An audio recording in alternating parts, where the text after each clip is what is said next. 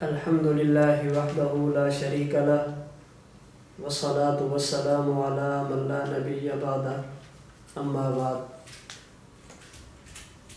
دنیا جہان کے اہل اسلام کا یہ عقیدہ اور نظریہ ہے کہ حضور نبی کریم صلی اللہ علیہ وسلم زمانہ اور رتبہ دونوں لحاظ سے بغیر کسی تعویل اور بغیر کسی تخصیص کے خاتم النبیین ہیں۔ اللہ تعالیٰ نے آپ پر نبوت کا سلسلہ کامل اور مکمل فرما دیا۔ اس عقیدے کے حوالے سے 4 باتیں سمجھنے والی ہیں۔ نمبر 1، عقیدہ ختم نبوت کا معنی، مطلب اور مفہوم کیا ہے۔ نمبر 2، اسلام میں اس عقیدے کی اہمیت کتنی ہے۔ نمبر 3، عقیدہ ختم نبوت پر ہمارے پاس دلائل کتنے ہیں اور کون کون سے ہیں۔ نمبر 4، جو لوگ ختم نبوت کا انکار کر کے حضور کے بعد کسی نئی نبوت کے قائل ہیں، ان کے شکوک و شبہات اور ان کے جوابات کیا ہیں۔ ان 4 باتوں میں سے تیسری بات پر گفتگو ہماری چل رہی تھی کہ حضور صلی اللہ علیہ وسلم کے خاتم النبیین ہونے پر دلائل کیا ہیں۔ اس پر میں نے قرآن کریم سے سورۃ البقرہ کی آیت نمبر 4، سورہ آل عمران کی آیت نمبر 184، سورۃ نساء کی آیت نمبر 136، سورۃ مائدہ کی آیت نمبر 3، سورۃ انعام کی آیت نمبر 10، سورۃ الاعراف کی آیت نمبر 158، سورۃ فرقان کی آیت نمبر 20، سورۃ الاحزاب کی آیت نمبر 45، آیت نمبر 46 اور سورۃ الشورى کی آیت نمبر 3۔ یہ متعدد آیات میں نے کل کی نشست میں آپ کے سامنے پیش کی تھی، جن سے حضور صلی اللہ علیہ وسلم کی ختم نبوت کا عقیدہ ثابت ہوتا ہے۔ اس کے علاوہ بھی متعدد آیات حضور صلی اللہ علیہ وسلم کی ختم نبوت پر موجود ہیں، جنہیں مفتی اعظم پاکستان حضرت مولانا مفتی محمد شفیع عثمانی دیوبندی رحمۃ اللہ علیہ نے اپنی کتاب ختم نبوت کامل میں جمع فرما دیا ہے۔ قرآن کریم کی ان آیات کے بعد دوسرا نمبر ہے احادیث پاک کا۔ جس طرح میں نے کل گزارش کی تھی کہ قرآن کریم کی ایک ایک آیت، ایک ایک لفظ اور ایک ایک حرف یہ حضور صلی اللہ علیہ وسلم کی ختم نبوت کی دلیل ہے۔ اسی طرح جناب رسول اللہ صلی اللہ علیہ وسلم کی ایک ایک حدیث، آپ کی مبارک زبان سے نکلا ہوا ایک ایک جملہ، یہ آپ کی ختم نبوت کی دلیل ہے۔ وہ اس طرح کہ حضور صلی اللہ علیہ وسلم نے آج سے تقریباً 1450 سال پہلے جتنی باتیں ارشاد فرمائی، آج ہمارے پاس وہ محفوظ اور موجود ہیں۔ اور صرف وہ الفاظ محفوظ نہیں، بلکہ اگر کوئی بات ارشاد فرماتے ہوئے حضور صلی اللہ علیہ وسلم نے اپنے مبارک ہاتھ سے یا جسم کے دیگر اعضاء سے کچھ اشارے فرمائے تو آج امت کے پاس حضور کے وہ اشارات بھی محفوظ ہیں۔ پہلے انبیاء کی فرامین بھی محفوظ نہیں اور حضور صلی اللہ علیہ وسلم کے اشارات بھی محفوظ ہیں۔ اس کی ایک وجہ یہ ہے کہ پہلے انبیاء کرام علیہ السلام صرف نبی تھے اور حضور صلی اللہ علیہ وسلم اللہ کے آخری نبی ہیں۔ ان انبیاء کی نبوت کے بعد نبوت تھی اور حضور صلی اللہ علیہ وسلم کی نبوت کے بعد چونکہ قیامت ہے، تو آج اگر ہمارے پاس اللہ کے محبوب کے فرامین موجود اور محفوظ ہیں تو یہ صدقہ اور دلیل ہے حضور صلی اللہ علیہ وسلم کی ختم نبوت کی۔ میں ان میں سے چند احادیث آپ حضرات کی سماعتوں کی نظر کرنا چاہتا ہوں، جن سے حضور صلی اللہ علیہ وسلم کی ختم نبوت ثابت ہوتی ہے۔ حدیث نمبر 1، صحیح بخاری باب ما ذکر عن بنی اسرائیل، حدیث نمبر 3455۔ حضرت ابو ہریرہ رضی اللہ تعالی عنہ سے روایت ہے، حضور صلی اللہ علیہ وسلم نے فرمایا، کانت بنو اسرائیل تسوسہم الانبیاء، بنی اسرائیل کے دینی معاملات کے ساتھ ساتھ ان کے سیاسی معاملات ان کے انبیاء کرام علیہ السلام سنبھالا کرتے تھے۔ کلما ہلک نبی خلفہ نبی، ایک نبی دنیا سے چلا جاتا تو اللہ رب العزت اس کے بعد دوسرے نبی کو دنیا میں مبعوث فرما دیتے۔ ایک نبی جہاں کام چھوڑ کر جاتا، اگلا نبی وہیں سے کام شروع فرماتے۔ فرمایا فَإِنَّهُ لَا نَبِيَّ بَعْدِي، یہ معاملہ بنی اسرائیل کے ساتھ تھا۔ میں جب محمد صلی اللہ علیہ وسلم آ گیا تو میرے بعد کوئی نبی پیدا نہیں ہوگا۔ حضور جب آپ کے بعد نبی نہیں ہوگا، انبیاء بنی اسرائیل تو اپنی امت کو سنبھالتے تھے، جب آپ دنیا سے تشریف لے جائیں گے، آپ کا انتقال پر ملال ہو جائے گا تو آپ کی امت کا کیا بنے گا؟ فرمایا وَسَيَكُونُ خُلَفَاءَ فَيَكْثُرُونَ، میرے بعد نبی تو نہیں ہوگا، ہاں البتہ میرے بعد خلفائے کرام آئیں گے، میرے بعد میرے جانشین اور خلفاء یہ میرے کام کو لے کر چلیں گے، جن میں خلفائے راشدین رضی اللہ عنہم اجمعین ہیں، خلفائے عادلین حضرت حسن، حضرت عبداللہ بن زبیر، حضرت امیر معاویہ رضی اللہ تعالی عنہم اجمعین، حضرت عمر بن عبدالعزیز رحمۃ اللہ علیہ، یہ حضور کے بعد خلفاء ہیں جنہوں نے امت کو سنبھالا ہے۔ تو انبیاء بنی اسرائیل میں نبی کی وفات کے بعد نبی ہوتا تھا، حضور کے بعد امت کے معاملات خلفاء کے سپرد ہونا اس بات کی واضح دلیل ہے کہ حضور صلی اللہ علیہ وسلم پر اللہ نے نبوت کا سلسلہ ختم فرما دیا، حضور کے بعد کوئی نیا نبی اب اس دنیا میں پیدا نہیں ہوگا۔ حدیث نمبر 2، بخاری شریف، باب غزوۃ تبوک وہی غزوۃ الاسرہ، اس میں حدیث نمبر 4416۔ اس کے راوی بھی حضرت سعد رضی اللہ تعالی عنہ سے روایت ہے۔ اس روایت کا پس منظر میں تھوڑا سا عرض کر دیتا ہوں تاکہ ختم نبوت کے ساتھ ساتھ مزید ایک غلط فہمی جو اس حدیث پاک کے بارے میں پھیلائی جاتی ہے، ختم نبوت کا اس بات بھی ہو جائے، اس غلط فہمی کا ازالہ بھی ہو جائے۔ سن 9 ہجری میں جب مکہ فتح ہو چکا تھا، حضور صلی اللہ علیہ وسلم کو اطلاع ملی شاہ روم ہرقل یہ تیاری کر کے مسلمانوں پر حملہ کرنے کا منصوبہ بنا رہا ہے۔ حضور صلی اللہ علیہ وسلم اپنے کئی ہزار جانثاروں صحابہ کرام رضی اللہ تعالی عنہم اجمعین کا لشکر لے کر شاہ روم کے مقابلے میں اللہ کے نبی روانہ ہوئے، جسے غزوہ تبوک کہا جاتا ہے۔ اس موقع پر حضور صلی اللہ علیہ وسلم نے اپنی مبارک عادت کے مطابق، حضور کی عادت تھی جب سفر پہ جاتے مسجد میں نمازیں کسی کے ذمہ لگاتے، مدینہ منورہ کے دیگر کام یہ کسی نہ کسی کے ذمہ لگاتے۔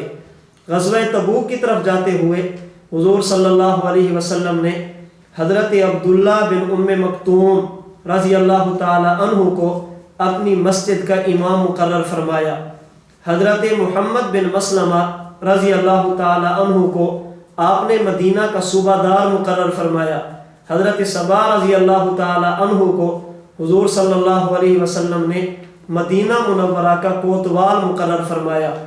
مسجد نبی کے امام حضرت عبداللہ بن ام مکتوم، صوبے دار حضرت محمد بن مسلمہ اور کوتوال حضرت صبا رضی اللہ تعالی عنہ تھے۔ حضور صلی اللہ علیہ وسلم نے حضرت علی سے فرمایا آپ مدینہ میں ٹھہریں، جو میرے گھر کے کام ہیں آپ وہ سنبھالیں، گھر والوں کو کسی چیز کی ضرورت پڑتی ہے، آپ چونکہ گھر کے بندے ہیں تو آپ تھوڑا سا گھر میں رہیں اور گھر والوں کا خیال فرمائیں۔ حضرت علی مرتضیٰ نے عرض کیا یا رسول اللہ، کیا آپ مجھے بچوں میں چھوڑ کر جائیں گے، مجھے عورتوں میں چھوڑ کر جائیں گے؟ یعنی میں جری ہوں، بہادر ہوں، لڑنا چاہتا ہوں، میں اگر مدینہ میں عورتوں کے ساتھ بیٹھوں گا، بچوں میں بیٹھ جاؤں گا تو لوگ کیا کہیں گے؟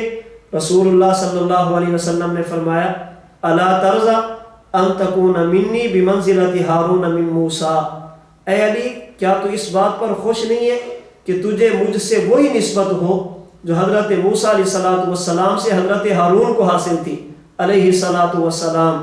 کیا مطلب؟ جس طرح حضرت موسیٰ علیہ السلام کوہ طور پر تشریف لے گئے تو ان کے جانشین حضرت ہارون تھے، میں جب تبوک کی طرف جا رہا ہوں تو میرے گھر کے جانشین آپ ہیں۔ ہاں الا انہ لیس نبی بعدی، ایک بات ذہن میں رکھ لو، حضرت موسیٰ علیہ السلام جب کوہ طور پہ تشریف لے گئے، حضرت ہارون جانشین بھی تھے اور نبی بھی تھے۔ آپ جانشین تو ہیں لیکن نبی نہیں ہیں، اس لیے لیس نبی بعدی، میرے بعد کوئی نیا نبی اس دنیا میں نہیں آ سکتا۔ تو اللہ کے نبی کا یہ فرمانا انہ لیس الا انہ لیس نبی بعدی، میرے بعد کوئی نیا نبی نہیں آئے گا، اس سے ثابت یہ ہوتا ہے کہ اللہ نے نبوت کا سلسلہ جناب رسول اللہ صلی اللہ علیہ وسلم پہ مکمل فرما دیا اور نبوت کا سلسلہ حضور پر ختم فرما دیا۔ اس حدیث پاک سے حضور کی ختم نبوت ثابت ہوتی ہے۔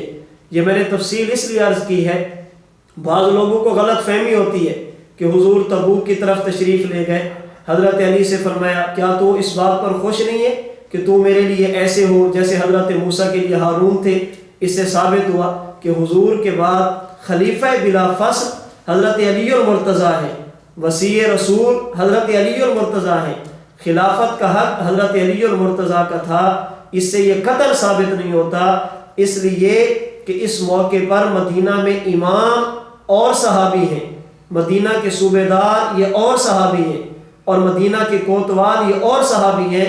حضرت علی کی خلافت کلی نہیں تھی، یہ ایک وقتی جانشینی اور محدود جانشینی تھی۔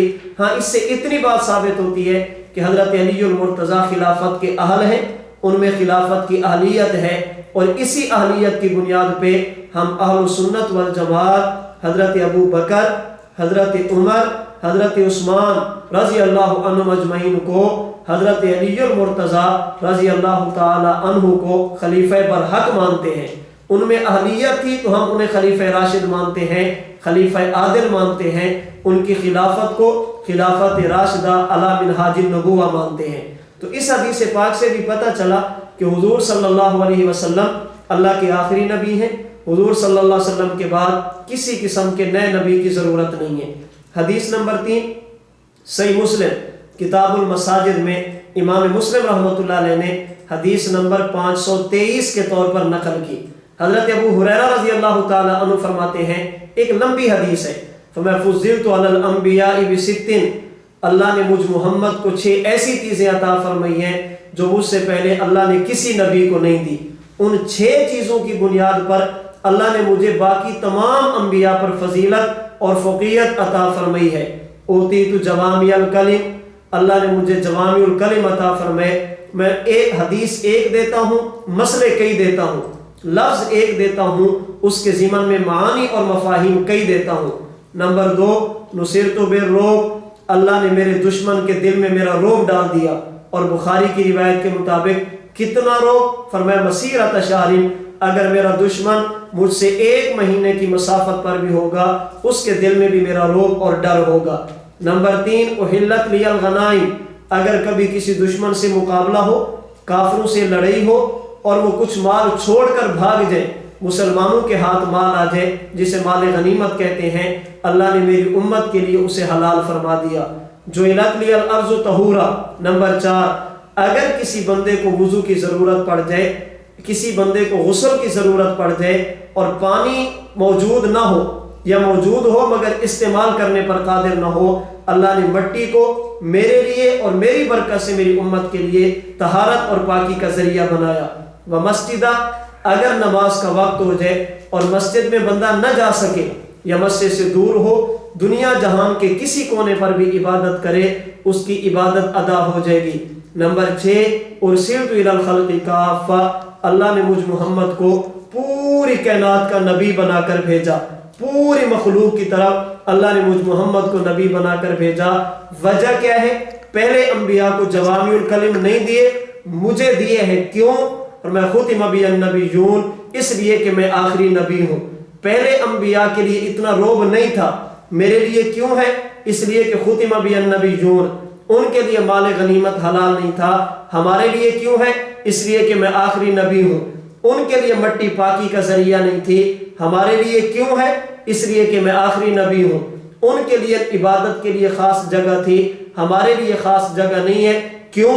اس لیے کہ میں آخری نبی ہوں۔ ان کے لیے اللہ نے ان کو پوری مخلوق کی طرف نبی بنا کر نہیں بھیجا، مجھے نبی بنا کر بھیجا، کیوں؟ اس لیے کہ میں آخری نبی ہوں۔ یہ تعبیر جو میں نے آپ حضرات کی خدمت میں عرض کی ہے، یہ الہامی تشریح ہے جو ہمارے شیخ، ہمارے پیر و مرشد، ہمارے مربی متکلم اسلام حضرت مولانا محمد الیاس گھمن صاحب دامت برکاتہم العالیہ فرماتے ہیں کہ پہلے 6 چیزیں ہیں اور ختم بی النبیون، ان تمام کی دلیل ہے۔ یہ میں نے مختصر بات عرض کر دی ہے، باقی آپ حضرات اس حدیث پاک کی مزید تفصیل دیکھنا چاہیں اور الہامی تشریح کو آپ پڑھنا چاہیں تو ہمارے پیر و مرشد کی کتاب دروس الحدیث موجود ہے، آپ اس کا مطالعہ فرمائیں، جہاں پر حضور صلی اللہ علیہ وسلم کی ختم نبوت کا عقیدہ بھی حل ہوگا اور اللہ کے نبی کی امتیازی خصوصیات اور کمالات بھی آپ کے سامنے آئیں گے۔ اس حدیث پاک سے بھی حضور صلی اللہ علیہ وسلم کی ختم نبوت ثابت ہوتی ہے۔ حدیث نمبر 4 جامع ترمذی میں ابواب الرؤیا باب ذهبت النبوہ وبقیت المبشرات، حدیث نمبر 2272، حضرت انس بن مالک رضی اللہ تعالی عنہ فرماتے ہیں حضور صلی اللہ علیہ وسلم نے فرمایا ان الرسالۃ والنبوۃ قد انقطع، نبوت اور رسالت کا دروازہ بند ہو گیا، نبوت اور رسالت کا سلسلہ ختم ہو گیا، فلا رسول بعدی ولا نبی، میرے بعد کوئی صاحب شریعت رسول بھی نہیں آئے گا اور میرے بعد بغیر شریعت والا کوئی نبی بھی نہیں آئے گا، میرے بعد کسی قسم کی رسالت بھی نہیں ہے اور میرے بعد کسی قسم کی نئی نبوت کا یہ بھی دروازہ اللہ رب العزت نے بند فرما دیا۔ حدیث نمبر 5 جامع ترمذی باب ما جاء فی اسماء النبی صلی اللہ علیہ وسلم، حدیث نمبر 2840، حضرت جبیر بن مطعم رضی اللہ تعالی عنہ فرماتے ہیں حضور صلی اللہ علیہ وسلم نے فرمایا ان لی اسماء، اللہ نے مجھے کئی نام دیے ہیں، میرے کئی ایک نام ہیں، انا محمد، اللہ نے مجھے نام محمد دیا ہے، وانا احمد، اللہ نے مجھے نام احمد دیا ہے، وانا الماحی، اللہ نے مجھے نام ماہی دیا ہے۔ ماہی کا معنی ہوتا ہے کسی چیز کو مٹانے والا، مجھے نام ماہی کیوں دیا؟ الذی یمحو اللہ بہ الکفر، اللہ میرے ذریعے کفر کو مٹا دیں گے۔ وانا الحاشر، اللہ نے مجھے نام حاشر بھی دیا ہے۔ الذی یحشر الناس علی قدمی، قیامت کے دن لوگ میرے قدموں پر اٹھائے جائیں گے۔ وانا العاقب، اور اللہ نے مجھے ایک نام عاقب بھی دیا۔ عاقب کسے کہتے ہیں؟ حضور نے خود وضاحت فرمائی الذی لیس بعدی نبی، عاقب اسے کہتے ہیں جو سب سے آخر میں آئے اور اس کے بعد کسی قسم کا نیا نبی دنیا میں نہ آئے۔ تو اس حدیث پاک میں بھی حضور صلی اللہ علیہ وسلم نے اپنی ختم نبوت کو بیان فرمایا۔ حدیث نمبر 6 جامع ترمذی باب فی مناقب عمر بن الخطاب، حدیث نمبر 3686، حضرت عقبہ بن عامر رضی اللہ تعالی عنہ فرماتے ہیں حضور صلی اللہ علیہ وسلم نے فرمایا لو کان بعدی نبی لکان عمر بن الخطاب، اگر میرے بعد کسی کو نبوت ملنی ہوتی، اگر میرے بعد نبوت کا سلسلہ جاری رہتا تو اللہ رب العزت عمر بن خطاب کو نبوت عطا فرماتے۔ امام ربانی حضرت مجدد الفسانی رحمۃ اللہ علیہ فرماتے ہیں اس حدیث پاک کا مطلب یہ ہے کہ نبوت کے کمال حضرت عمر میں موجود تھے۔ اللہ اگر نبوت دینا چاہتے تو حضرت عمر میں صفات موجود تھی، لیکن چونکہ حضور کے بعد نبوت نہیں ہے، اللہ کے نبی پر نبوت کا دروازہ بند ہو گیا، نبوت کا سلسلہ منقطع ہو گیا، اس لیے حضرت عمر رضی اللہ تعالی عنہ یہ بھی نبی نہیں بن سکتے۔ اب دعوت فکر ہے ان لوگوں کو جو حضور صلی اللہ علیہ وسلم کے بعد کسی ایسے شخص کو نبی مانے جس میں نبوت کا ایک وصف بھی نہیں پایا جاتا۔ حضرت عمر رضی اللہ تعالی عنہ اتنے بڑے ہو کر تو شرف نبوت سے محروم رہے، حضور کی ختم نبوت کے قائل رہے اور اسی پر انہوں نے عمل کیا جنگ یمامہ کے موقع پر بھی، لیکن لوگ پتہ نہیں ان کے بعد کسی ایسے بندے کو نبی کیسے مان لیتے ہیں جس کی عقل بھی کامل نہیں ہے اور جس کی شکل بھی دیکھنے والی نہیں ہے۔ ہم کہتے ہیں کہ ذرا غور کریں، جو جسے تم نے نبی مانا، میں آگے انشاءاللہ بات کرتا ہوں مزید، جسے تم نے نبی مانا کبھی اس کا حلیہ اپنے ذہن میں بٹھاؤ کہ یہ بندہ کیسا تھا، پھر اسی طرح اپنے آپ کو بناؤ اور کسی شیشے کے سامنے کھڑے ہو جاؤ، پھر اپنے ضمیر سے پوچھو، اگر ضمیر مردہ نہ ہو یہ بندہ تو انسان کہلانے کا مستحق نہیں ہے جسے تم نے نبی بنایا اور اس کے پیچھے اپنی دنیا اور آخرت کو تباہ اور برباد کیا۔ تو یہ چند ایک احادیث میں نے آپ حضرات کے سامنے پیش کی ہیں جن سے یہ ثابت ہوتا ہے کہ حضور صلی اللہ علیہ وسلم اللہ کے آخری نبی ہیں۔ ماننے والے کے لیے تو ایک حدیث بھی کافی ہوتا ہے، اور جو نہ مانے اس کے لیے ذخیرہ احادیث یہ بھی کافی نہیں ہوتا۔ احادیث کے ساتھ ساتھ پوری امت کا اس بات پر اجماع اور اتفاق ہے کہ حضور صلی اللہ علیہ وسلم اللہ کے آخری نبی ہیں۔ اللہ رب العزت نے آپ کو زمانہ اور مرتبہ دونوں لحاظ سے خاتم النبیین بنایا۔ مثال کے طور پر حجت الاسلام امام محمد بن محمد جو مشہور ہے امام غزالی کے نام سے، جن کی وفات ہے 505 ہجری میں، یہ اپنی کتاب الاقتصاد فی الاعتقاد کے صفحہ 123 پہ حضرت امام قاضی ابو الفضل جو مشہور ہے امام قاضی ایاز کے نام سے، جن کی وفات ہے 544 ہجری میں، یہ اپنی کتاب الشفاء بتعریف حقوق المصطفیٰ میں، اسی طرح امام ابن حجر مکی الہیثمی جن کی وفات ہے 974 ہجری میں، یہ اپنی کتاب الفتاوی الفقہیۃ الکبریٰ جلد 4 صفحہ 194 پر، سلطان المحدثین نور الدین علی بن سلطان جو مشہور ہے ملا علی قاری کے نام سے، یہ اپنی کتاب شرح فقہ الاکبر صفحہ 202 پہ، مفتی بغداد امام شہاب الدین سید محمود بن عبداللہ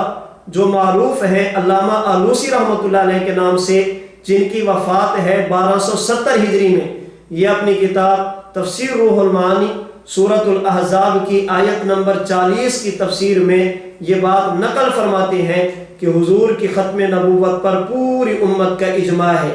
امام غزالی، نمبر 2 قاضی ایاز مالکی، نمبر 3 ابن حجر مکی ہیثمی شافی، نمبر 4 ملا علی قاری حنفی، اور نمبر 5 علامہ آلوسی حنفی۔ یہ 5 حضرات کے حوالے میں نے پیش کیے کہ یہ 5 علماء اس بات کو تحریر فرماتے ہیں کہ حضور صلی اللہ علیہ وسلم کی ختم نبوت پر پوری امت کا اجماع اور اتفاق موجود ہے۔ تو قرآن کریم کو دیکھیں، بات ثابت ہوتی ہے حضور اللہ کے آخری نبی۔ حضور کے فرامین کو دیکھیں، ثابت ہوتا ہے کہ حضور اللہ کے آخری نبی۔ اگر امت کے اجماع کو دیکھیں، اسی اجماع میں آثار صحابہ بھی ہیں، وگرنہ اگر تفصیل سے بات کی جائے آثار صحابہ الگ ہیں، صحابہ کرام کا عمل الگ ہے کہ عملی طور پر انہوں نے حضور صلی اللہ علیہ وسلم کی ختم نبوت کے لیے کیا کچھ کیا۔ اس پر ہمارے بزرگوں کی کتابیں بھی موجود ہیں، اور انشاءاللہ ان قریب کتاب زیر ترتیب ہے۔ ہمارے پیر و مرشد مربی و شیخ متکلم اسلام مولانا محمد الیاس گھمن صاحب دامت برکاتہم العالیہ کی جو ختم نبوت کے عنوان پر ہوگی، انشاءاللہ وہ کتاب بھی اپنے موضوع پر منفرد اور لاجواب کتاب ہوگی۔ آپ حضرات دعا فرمایا کریں، اللہ تعالی ہمارے شیخ کی حفاظت فرمائے، اللہ تعالیٰ آپ کی جان میں، مال میں، اولاد میں برکتیں عطا فرمائے۔ اس پرفتن دور میں امت کے عقائد کی اصلاح کرنا، اور صرف عقائد کی نہیں اعمال کی بھی ساتھ ساتھ اصلاح کرنا، نظریاتی اور عملی ہر طرح سے امت کو سنبھالنا، ایسے لوگ کبھی کبھی دنیا میں آتے ہیں، ہمیں ایسے لوگوں کی قدر کرنی چاہیے۔ اللہ ہمارے استاد کی، ہمارے پیر و مرشد کی جان مال عزت آبرو کی حفاظت فرمائے۔ اللہ رب العزت ان کی جان مال اولاد میں برکتیں عطا فرمائے۔ اللہ تعالیٰ شریروں کے شر سے، حاسدین کے حسد سے، اور ماکرین کے مکر سے، ناظرین کی نظر بد سے، ہر قسم کے فتین سے اللہ رب العزت ہمارے شیخ کی حفاظت فرمائے۔ ان چند دلائل کے بعد اس درس کے حوالے سے چوتھی اور آخری بات ہے کہ جو لوگ حضور صلی اللہ علیہ وسلم کو آخری نبی نہیں مانتے، کیوں نہیں مانتے، ان کے شکوک و شبہات کیا ہیں اور ان کی حقیقت کیا ہے۔ وقت چونکہ مختصر ہے، بات اگر اسی پر کی جائے تو بہت لمبی بات ہو سکتی ہے۔ میں شبہات کی بجائے 2 اصولی باتیں عرض کر دیتا ہوں، ان اصولی باتوں کو آپ حضرات اچھی طرح سمجھیں، انشاءاللہ شبہات کے جواب یہ سمجھنا آپ کے لیے بہت آسان ہوں گے۔ سب سے پہلی بات، اہل اسلام کا یہ عقیدہ ہے کہ اللہ تعالیٰ نے نبوت کا سلسلہ حضور صلی اللہ علیہ وسلم پہ ختم فرما دیا۔ ہم حضور کو خاتم النبیین مانتے ہیں، اللہ کے نبی کے بعد کسی قسم کی نئی نبوت کے قائل نہیں ہیں۔ ہم نبوت کو حضور کی ذات پہ کامل، مکمل اور ختم مانتے ہیں۔ اس وقت جو دنیا میں منکرین ختم نبوت کا ٹولہ ہے اور جو کافی حد تک دنیا میں پایا جاتا ہے، اسے ہم مرزائی قادیانی کہتے ہیں اور وہ خود کو احمدی کہتے ہیں۔ ان کا نظریہ یہ ہے کہ اللہ کے نبی حضرت محمد صلی اللہ علیہ وسلم کے بعد نبوت کا سلسلہ جاری ہے، اور ان کے بعد اللہ نے ایک شخص کو نبوت دی ہے جسے مرزا غلام احمد کہتے ہیں، اور مرزا غلام احمد قادیانی کے بعد کوئی نبی دنیا میں نہیں آیا۔ گویا کہ ختم نبوت کے ہم بھی قائل ہیں اور ختم نبوت کے مرزائی بھی قائل ہیں۔ فرق یہ ہے، ہم کہتے ہیں نبوت حضور پر مکمل، وہ کہتے ہیں نہیں، حضور کے بعد نبوت جاری ہے اور مرزا قادیانی پر نبوت کی تکمیل ہے۔ ہم کہتے ہیں حضور کے بعد نبوت کا اجرا نہیں ہے، وہ کہتے ہیں اجرا ہے۔ ہم کہتے ہیں حضور اللہ کے آخری نبی، وہ کہتے ہیں نہیں، حضور نہیں بلکہ مرزا غلام احمد قادیانی یہ اللہ کا آخری نبی ہے۔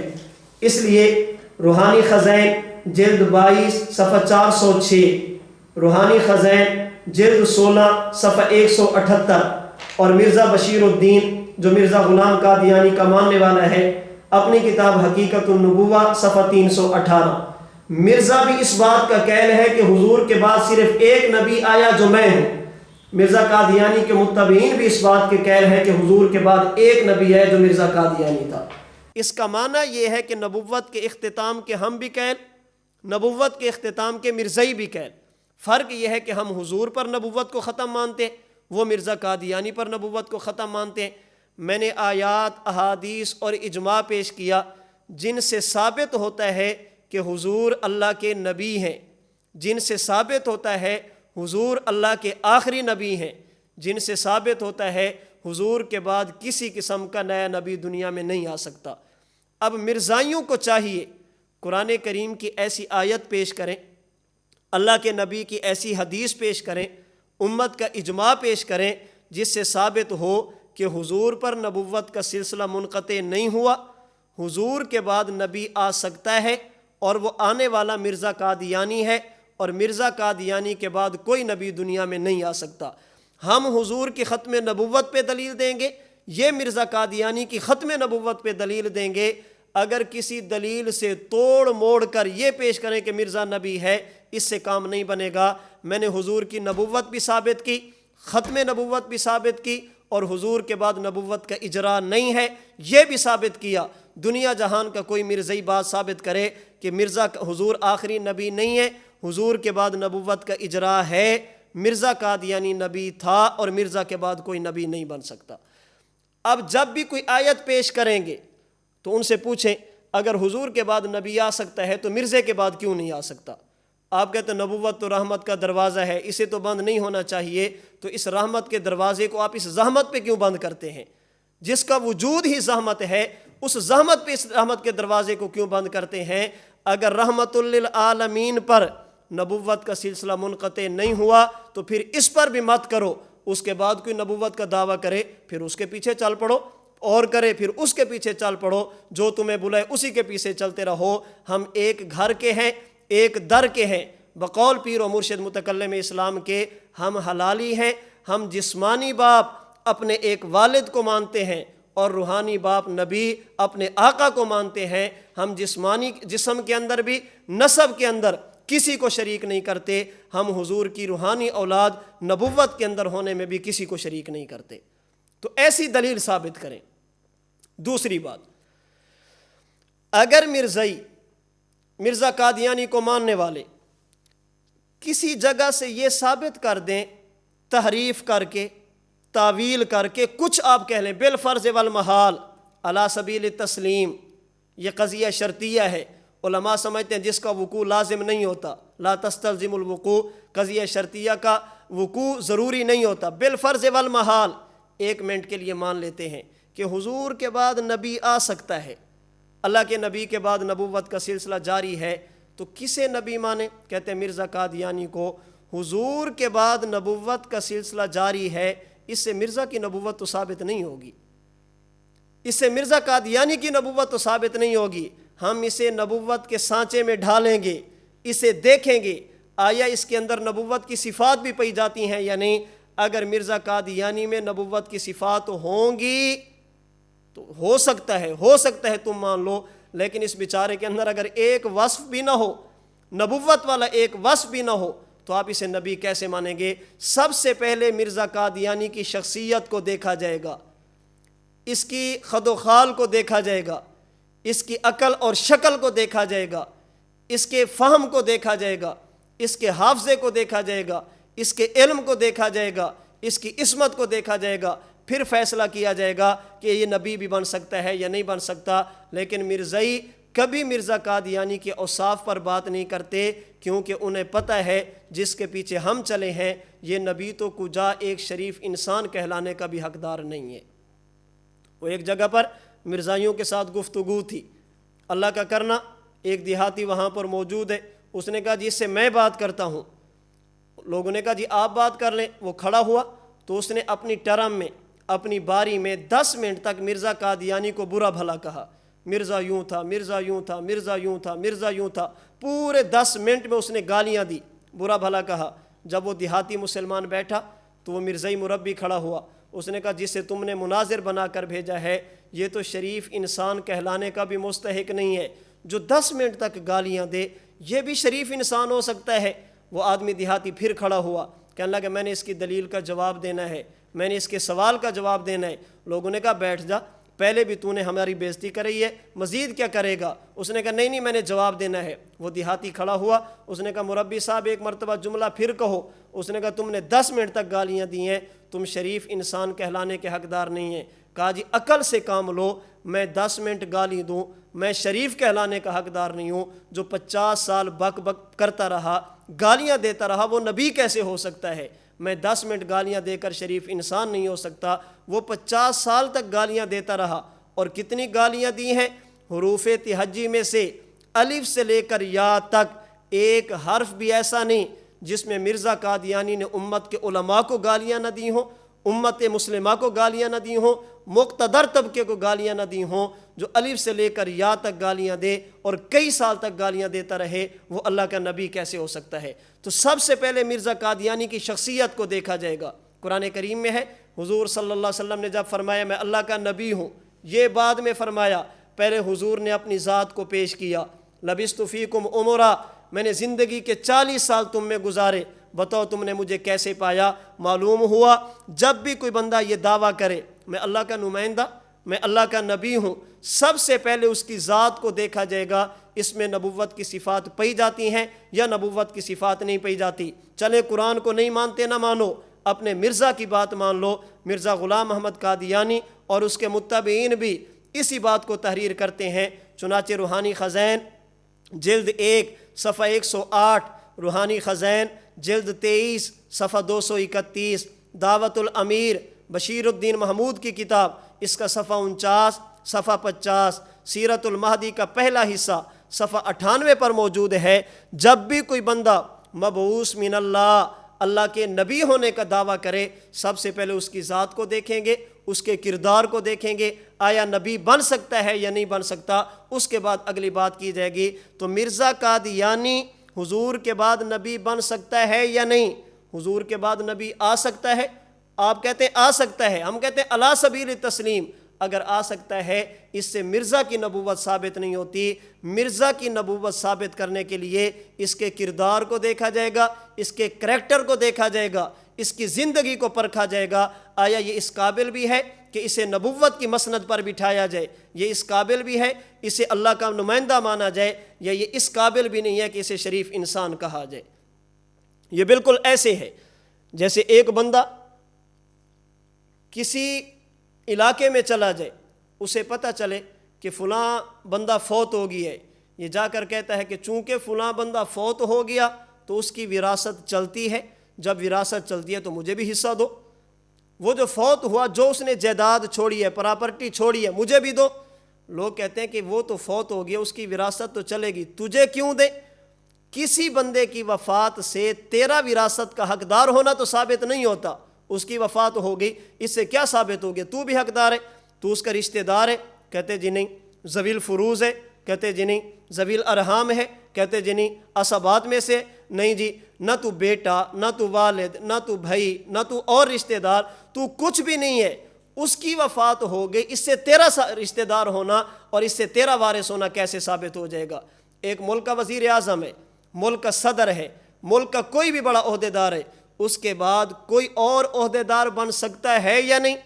ایک بندہ کہتے ہیں بن سکتا ہے، چلیں جی بن سکتا ہے، کہتے ہیں جی میں ہوں، بن سکتا ہے، اس سے آپ کا کیسے ہونا ثابت ہو گیا؟ ہم دیکھیں گے آپ کے اندر اس عہدے کی اہلیت ہے یا اس عہدے کی اہلیت نہیں ہے۔ ہمارے پاکستان میں روڈ بنتے ہیں، ان میں سے ایک قسم کو موٹر وے کہتے ہیں، اس پر مخصوص قسم کی گاڑیاں چلتی ہیں۔ موٹر وے بن گیا، کیوں بنایا بھی؟ گاڑیاں چلانے کے لیے۔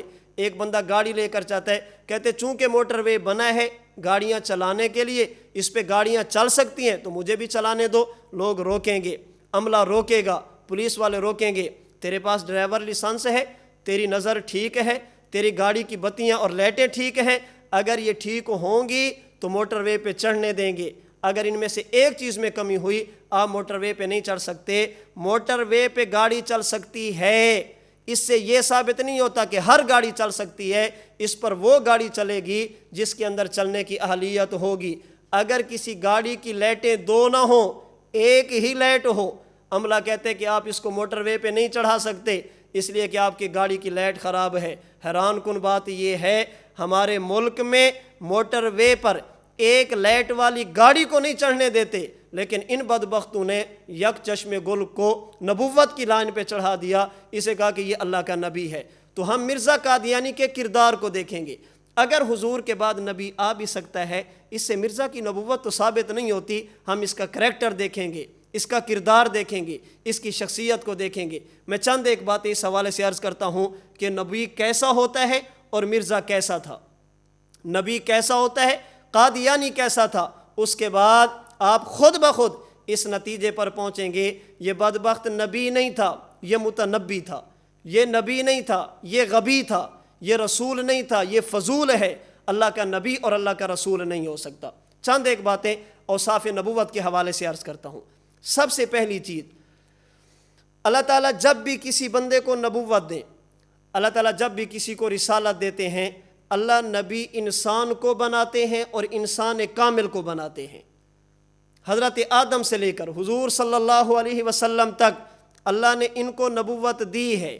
ایک روایت کے مطابق مسند احمد میں بھی ہے، مستدرک حاکم میں بھی ہے، مسند طیالسی میں بھی ہے، اور یہی بات صاحب شرح العقائد علامہ تفتزانی نے شرح العقائد میں بھی نقل کی ہے کہ ایک روایت کے مطابق، یہ میں 4 کتابوں کے حوالے دے رہا ہوں، ان میں سے 3 حدیث کی ہیں اور ایک عقائد کی کتاب ہے۔ ایک روایت کے مطابق انبیاء کرام علیہم الصلاۃ والسلام کی تعداد 1,24,000 ہے۔ اللہ نے ان 1,24,000 شخصیات کو نبی بنایا۔ یہ تمام کے تمام انسان تھے اور انسان کامل تھے۔ اللہ نبی جب بھی بنائیں گے انسان کو بنائیں گے اور انسان کامل کو بنائیں گے۔ انسان کامل سے مراد مرد ہے۔ اللہ انسان کے علاوہ کسی کو نبی بھی نہیں بناتے، کسی کو رسالت والا منصب جو مخلوق تک پیغام پہنچانے والا اصطلاحی رسول ہوتا ہے، اللہ یہ نبی کے علاوہ انسان کے علاوہ کسی کو نہیں بناتے۔ اسی طرح اللہ تعالیٰ نبوت کے لیے مرد کا انتخاب کرتے ہیں، اللہ عورت کا انتخاب نہیں کرتے۔ نبی مرد ہوتا ہے، انسان ہوتا ہے اور انسان کامل مرد ہوتا ہے۔ اب آئیے متنبی کی طرف۔ مرزا قادیانی میں یہ دونوں چیزیں مفقود تھی۔ اپنی کتاب روحانی خزین جلد 21ویں صفحہ 127 پہ کہتا ہے، کرم خاکی ہوں میرے پیارے نہ آدم زاد ہوں بشر کی جائے نفرت اور انسانوں کی یار۔ کرم کہتے ہیں کیڑے کو، خاک کہتے ہیں مٹی کو۔ میں اس کا ترجمہ کرتا ہوں، کہتے ہیں کرم خاکی ہوں میرے پیارے نہ آدم زاد ہوں، میں تو آدم کی اولاد نہیں ہوں، میں تو گندگی کا کیڑا ہوں بشر کی جائے نفرت اور انسانوں کی یار۔ وہ خود کو انسان نہیں سمجھتا، عقل کے اندھو تم اسے نبی بنا کر بیٹھ گئے۔ وہ خود کو انسان نہیں سمجھتا، گندگی کا کیڑا کہتا ہے، اور تم اسے نبی بنا کر بیٹھے ہو۔ نبی وہ بنتا ہے جو انسان ہو، اور مرزا قادیانی خود کو انسان نہیں سمجھتا۔ ممکن ہے کسی کے ذہن میں یہ بات آ جائے، کسی کے ذہن میں یہ بات آ جائے کہ یہ بات اس نے بطور عاجزی کے کی ہے۔ ہم کہتے اس کی تحریرات کو پڑھا جائے، وہ اپنی عقل کو عقل کل سمجھتا ہے، اپنے آپ کو پوری انسانیت سے فائق سمجھتا ہے۔ انبیاء کرام علیہم السلام کی بھی توہین کرتا ہے، وہ تعلی کا شکار ہے، تکبر کا شکار ہے۔ تواضع کی بنیاد پہ یہ نہیں کہہ رہا، اگر تواضع کی بنیاد پہ کہتا پھر نبوت کا فیصلہ ہے۔ جو تواضع اختیار کرتا ہے اللہ اسے رفعتیں اور بلندیاں دیتی ہیں، اس کے مقدر میں تو ذلت ہی ہے، اسے تو کوئی عروج ہی نہیں ملا، اسے تو کوئی بلندی ہی نہیں ملی۔ یہ عاجزی کی بنیاد پہ نہیں ہے، یہ بندہ اپنی حقیقت کو بیان کر رہا ہے۔ اور کسی کے ذہن میں آ سکتا ہے کہ حضرت ننوتوی تو فرماتے ہیں کاش میں مدینے کا کتا ہوتا، کاش میں مدینے کا جانور ہوتا، ان کے بارے میں کیا کہو گے؟ وقت کی قلت کے باعث میں علماء کے لیے جملہ کہہ کر بات آگے چلاتا ہوں۔ کرم خاکی ہوں میرے پیارے نہ آدم زاد ہوں، یہ جملہ خبریہ ہے۔ کاش میں مدینے کا کتا ہوتا، یہ جملہ انشائیہ ہے۔ خبریہ کا حکم اور ہوتا ہے اور جملہ انشائیہ کا حکم اور ہوتا ہے۔ نبی جب بھی آتا ہے انسان آتا ہے، مرزا انسان نہیں، وہ خود کہتا ہے، ہم نہیں کہتے۔ اللہ جب بھی نبوت دیتے ہیں اللہ مرد کو دیتے ہیں۔ اور مرزا قادیانی روحانی خزائن کی 19ویں جلد صفحہ 50 پہ اپنے آپ کو مریم کہتا ہے، اپنے آپ کو عورت کہتا ہے۔ تو وہ اپنے آپ کو انسان نہیں کہتا، اگر انسان کہے تو مرد نہیں کہتا، اپنے آپ کو عورت کہتا ہے، اس میں نبوت والا وصف نہیں ہے۔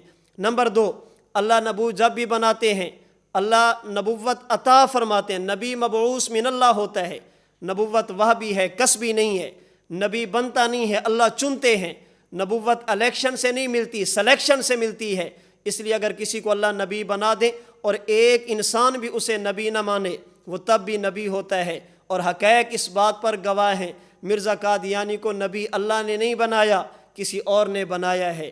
اسے خدا نے نہیں چنا، اس کے لیے الیکشن، اسے خدا نے نہیں چنا، کسی اور نے چنا ہے۔ یہ خدا کا نمائندہ نہیں ہے، کسی اور کا نمائندہ ہے۔ یہ مبعوث من اللہ نہیں ہے، کسی اور کی طرف امت پر مسلط کیا گیا۔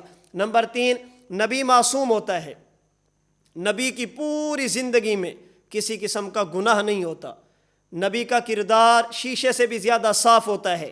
باقی مزید تفصیل انشاءاللہ عصمت انبیاء پہ، اس پر ہونے والے شکوک و شبہات اور ان کے جوابات استاد محترم متکلم اسلام حضرت مولانا محمد الیاس صاحب گھمن دامت برکاتہم العالیہ اس عقیدے پر تفصیلی سبق ارشاد فرمائیں گے۔ آپ حضرات انتظار فرمائیں۔ نبی معصوم ہوتا ہے، نقلی طور پر بھی، عقلی طور پر بھی۔ اور مرزا قادیانی کو اگر دیکھا جائے، یہ اس کے اندر ایک بیماری نہیں، بیماریوں کا مجموعہ تھا، ایک گناہ نہیں، گناہوں کا مجموعہ تھا۔ چند ایک اس کی باتیں عرض کرتا ہوں۔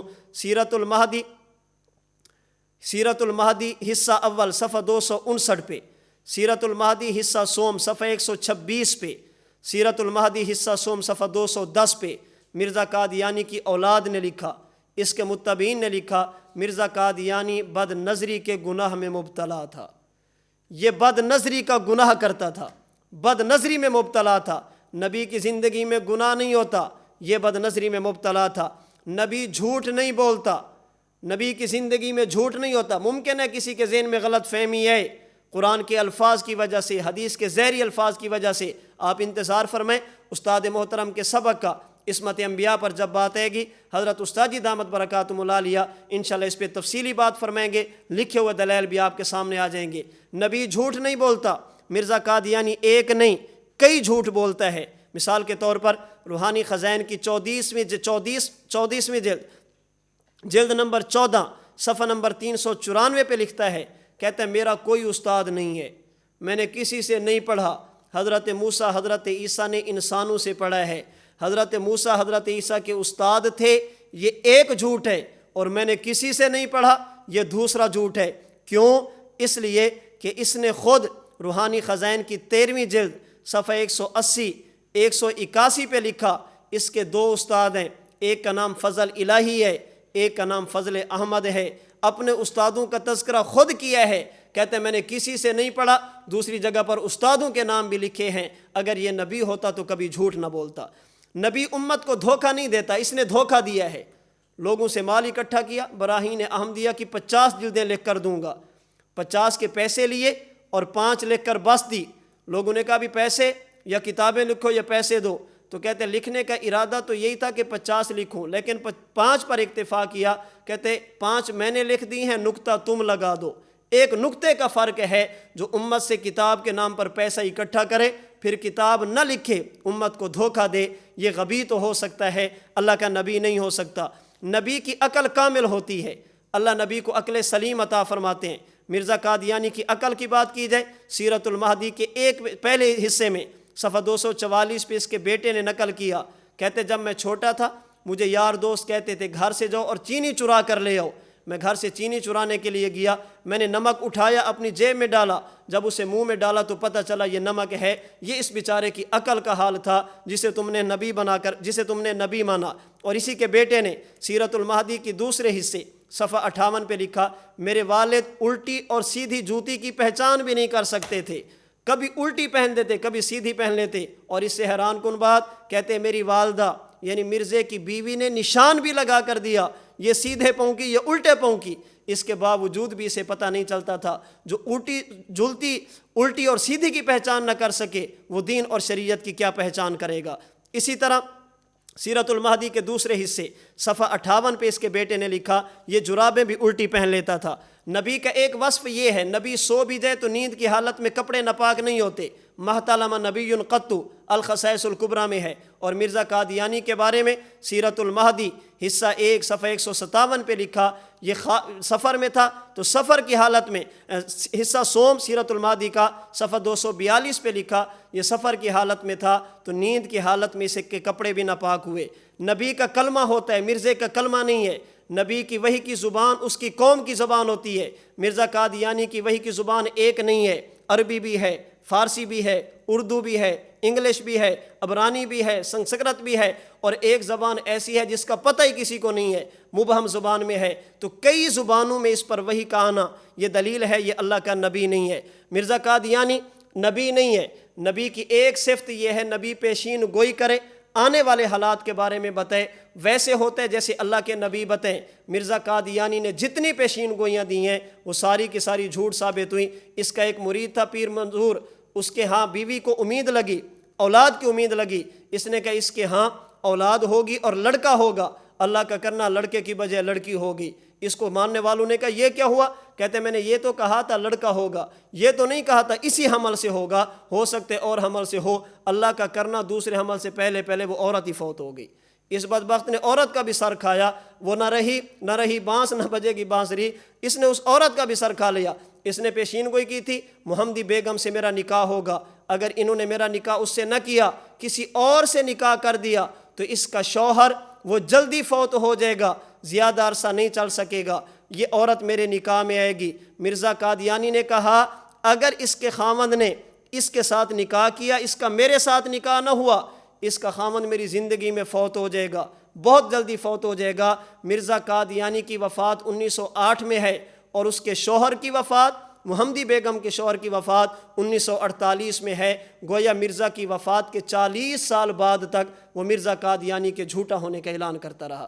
یہ میں نے چند ایک باتیں عرض کی ہیں مرزا قادیانی کے کردار کے حوالے سے کہ اگر نبوت کا اجرا ہو بھی، ہم مرزے کی شخصیت کو دیکھیں گے، جب ہم اس کے کردار کو دیکھتے ہیں اس میں کوئی ایک بات بھی ایسی نہیں جو شریف انسانوں والی ہو، ایک بات بھی ایسی نہیں ہے جو اس کو انسان کہلانے کے مستحق ہو، انسان کہلانے کے حقدار ہو۔ باقی ہم ان سے دعوت فکر دیتے ہیں ان لوگوں کو جو اس کے پیچھے چلتے ہیں، اللہ کے لیے اپنی عاقبت تباہ نہ کریں، اپنی عاقبت برباد نہ کریں، اس یک چشم گل کے پیچھے چل کر اپنی دنیا اور آخرت کو گول نہ کریں۔ یہ بدبخت تھا، امت کے لیے فتنہ تھا، گمراہ تھا، امت کے اجماعی عقیدے سے ہٹا ہوا تھا۔ اللہ تعالی ہم سب کو اس فتنے سے محفوظ فرمائے۔ آج کا درس ہمارا ختم نبوت کے حوالے سے مکمل ہوا، جس میں نے 4 باتیں آپ کے سامنے عرض کی ہیں۔ اللہ تعالی اس عقیدے کے تحفظ کے لیے ہم سب کو قبول فرمائے۔ وآخر دعوانا ان الحمد للہ رب العالمین۔